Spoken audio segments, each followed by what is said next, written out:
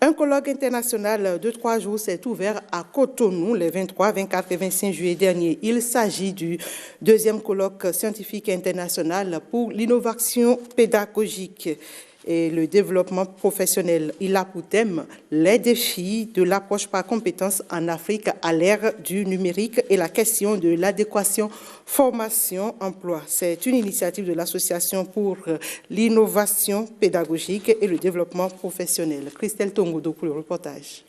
Que peuvent les enseignants pour relever le défi d'un enseignement, apprentissage et évaluation conforme à l'APC dans nos pays où les financements de l'éducation s'amenuisent tous les jours et au moment où la population scolarisable s'accroît.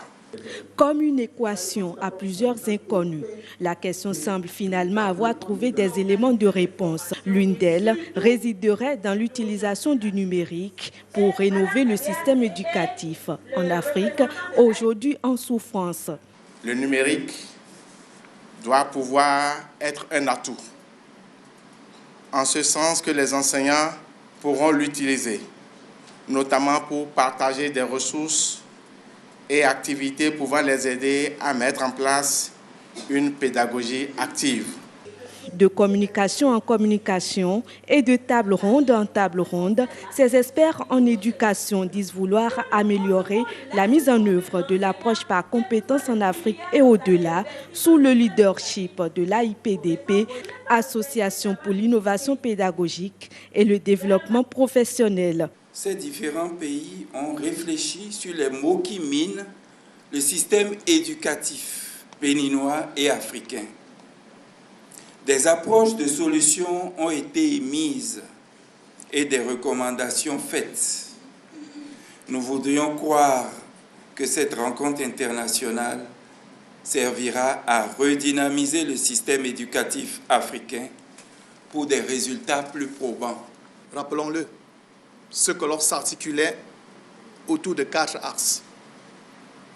Le premier axe consistait à mener des réflexions autour des pratiques d'enseignement selon l'approche par compétences et l'innovation dans l'évaluation des apprentissages, avec notamment un regard croisé sur le contexte africain et nord-américain.